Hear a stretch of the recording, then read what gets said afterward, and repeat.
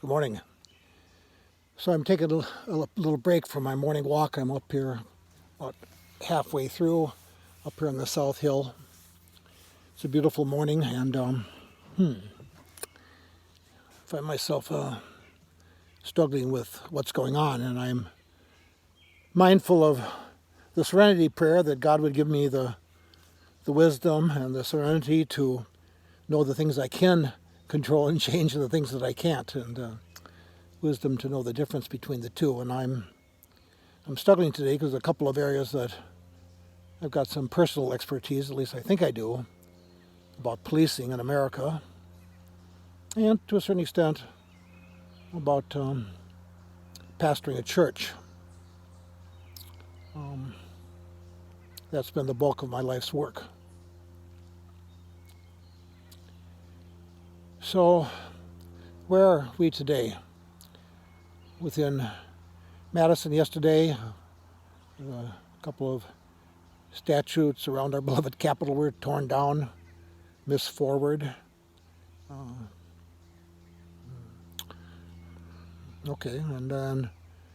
Colonel Haig, a Norwegian patriot, was against slavery, but the anger is so deep now in our society that we haven't taken care of everybody as we have tried to take care of ourselves. That there's too big a wage gap. I don't know much about economics, but I know that this is a great country. We have great wealth, and we're a smart country. We could provide for the least fortunate a little bit better, couldn't we? I think we could. The climate, we've got to do something for future people in the world, not just America. Our educational system. Everybody should learn, and we should probably give a free education up through at least a couple years of college. Wouldn't that be smart? Wouldn't that be the better thing to do? And when it comes to police, we should have some standards.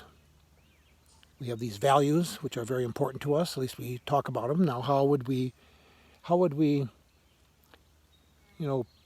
put legs on these values amongst the men and women who police our cities today and the 17,000 police departments out there? How do we change that status quo?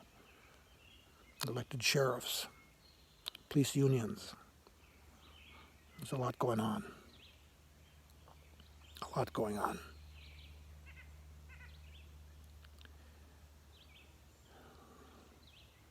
So do I think I know what needs to be done in the area of policing? Yeah, I think I really do.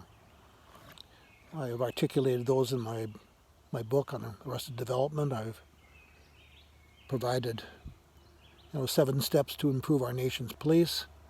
I've written about 1,300 blogs in which 250,000 people have been on that blog since it started in 2012. It's a lot of activity. So have things changed? No. 60 years now since I put on a badge. We've had crises before. Will this one be different? I don't know. And here's why I don't know.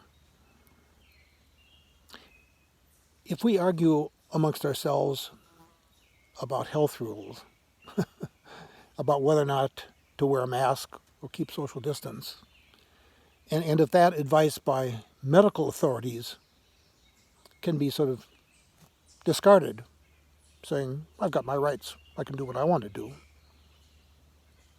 then what chance will we have of changing those other most important needs in our country regarding policing, criminal justice, education, climate?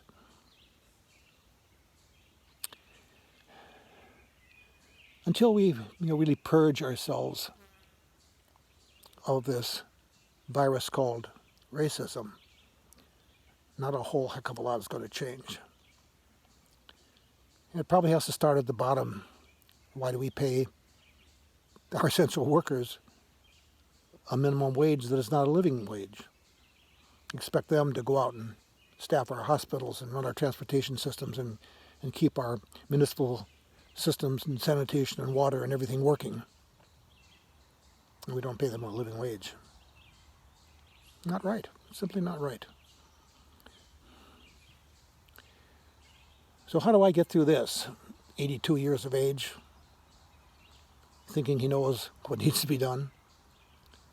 Well, I wrote a book in 2012, put together this blog. I isolate in this pandemic. I wear a mask when I go out.